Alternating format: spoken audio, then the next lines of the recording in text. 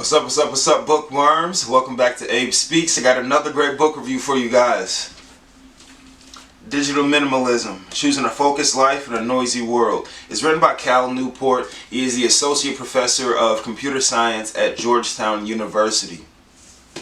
The premise of this book talks about pretty much your relationship with technology and becoming more aware of yourself and surroundings while minimalizing the amount of time and effort that you use using technology and that you actually have interacting with people, rather it be via online and face-to-face. Is building healthy relationships with as little use of technology as possible.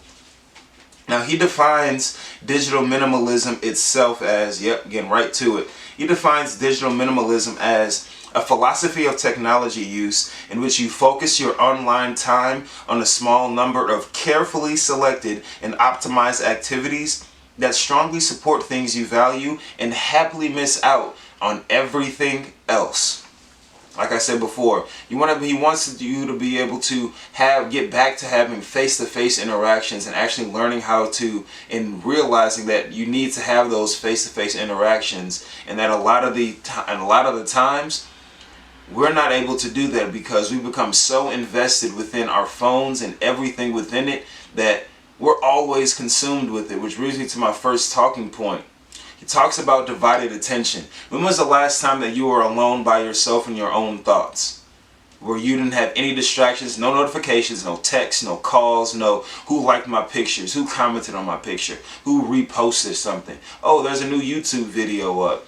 Oh, there's something, something you're always having to check your phone with. Instead of having our attention always divided, choosing a more focused life. And a lot of the times these distractions and this lack of focus comes at some of the worst times possible. I believe it's a feat in itself that we're able to drive custom with all the distractions. You got birds flying, people walking dogs, other cars coming at you, people turning and them themselves not knowing how to actually drive. And you have people doing what? Texting, checking something always. Is it that important? It couldn't be that important. Well, not couldn't, but majority of the times it's not that important. And yet our attention is always divided. Think about the time that you're having a conversation with a friend or even a loved one, and what are they doing? What are they doing? They're back on the phone. Oh, yeah. Did you see this? Did you see this? And they're not even talking about something that you were just explaining or venting yourself about because they're so invested and caught up within their phone. It's not that serious, guys. How he talks about it, how he breaks it down, is something that I greatly appreciated because, he's not one of the people that talks about, oh, we have this issue. Oh, we have this issue too. But he talks about it and breaks it down into steps as to why he believes that his philosophy of digital minimalism actually works. Now, he breaks it down into three principles as to why it works. Because clutter is costly. Like I talked about before, the divided attention. The more and more that you're invested into things that aren't really serving you that much of a purpose, that time is costly. That time you can be spending doing something else that you really love to do, or building up an actual friendship or relationship within your own intimate life. But instead of that, you're using that and wasting it on social media. That clutter is costly. Principle number 2, that optimization is important. Finding out that maybe you're not going to be completely technology obsolete and have all the technology in your life just gone away. But finding out exactly what it is that's the best way for you to actually use it is most important. And then principle number 3, intentionality is satisfying. So once you find out that, okay, this clutter is costly, I'm not going to do this. And then you're finding out, step number 2, optimization is important, finding out the best way that this technology serves you and how you can navigate through the ins and outs and not get caught up in the BS. That intentionality of knowing like, okay, I'm only going to be doing this. And think about this, you go into the bathroom. I'm only going to the bathroom to do a number 1 or 2 or shower or shave, brush my teeth. You know what I mean? You're finding out exactly what it is that you need to do at that point in time when you're using it while you're there. So those 3 principles, once again, starting off with clutter is costly, optimization is important, and intentionality is satisfying. So those are the 3 principles that he holds up on, explaining as to why it is the best way to go about being a digital minimalist. Now, another thing that I love that he talked about is our divided attention, which brings me to something else, is we're not meant to be connected to that many people. You can count on one hand how many people that you're really close with. I mean, really close with. And then you go on the social media pages, people are following hundreds, even thousands and thousands of people that you don't legitimately know outside of this social media persona or whatever it is that they post. You know, it's just a little glimpse of their life, but you calling them your friends or your followers and things like that. I'm not going to say it's weird, but you know what I mean? I had to have a reality check even for myself. You know, you're not meant to be connected to that many people, because say you do call these people your friends, these hundreds and thousands of people, you call them your friends, right? And what do friends do? Friends support you. And the thing that he talks about are mental illnesses created from social media. So say that you're calling these people your friends, and those friends that you have aren't supporting you the way that you would like. They're not liking your pictures. They're not commenting on your pictures. They're not sharing your pictures.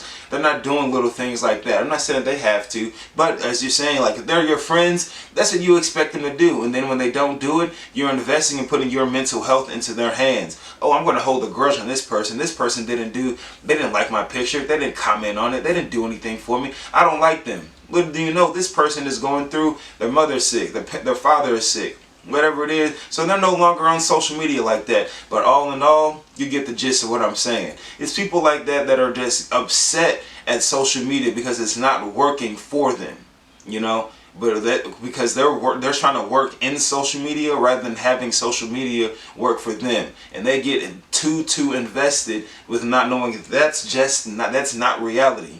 Yes, social media is reality, but it's not reality at the same time. A lot of the times it's just a crowd-funded, a crowd idea. You know, it's a herd idea majority of the times. So being an individual and understanding that your time alone is best, and that you need to have your solidarity. You need to have your solitude with yourself, and understanding that everything that you have is within you. You start feeling a lot better about yourself, and you start minimalizing your amount of time using technology. Now let's get to my favorite quote of the book. You know, I saw a meme. It's like, you know, your face whenever your social clock just runs out. You're at a party, you're at a function, whatever it is, and you're just, all right, time for me to go.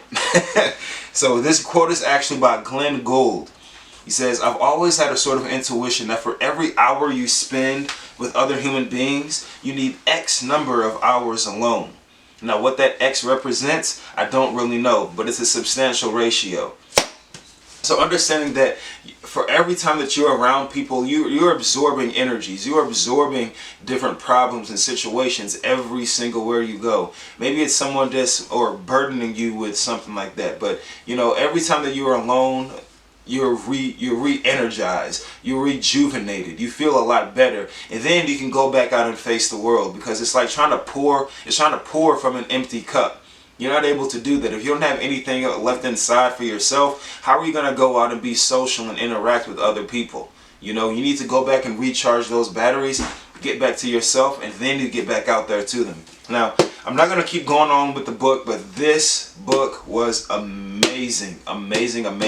It's very eye-opening. It does discuss mental health. It provides solutions and steps for you to be able to minimize your amount of time using technology and social media, and shows you how to actually make technology work for you, while giving you a great history lesson on technology itself. Now, if you get the book, please read it. And if you like it, comment on this video. Let me know what you thought of it. If you have any other videos that you want me to read, or a book that you've read and you want me to do a review on it, let me know. I'm always down to read. DTR. I'm always down to read. I love books. So, once again, Digital Minimalism, Choosing a Focused Life in a Noisy World. It's by Cal Newport. Get the book, read it, let me know what you think. I appreciate everybody that has already liked my videos, commented my videos, and subscribed to my channel. I'm going to continue to have these videos coming up for you with more and more content every week. So, once again, thank you, and till next time, guys, peace out.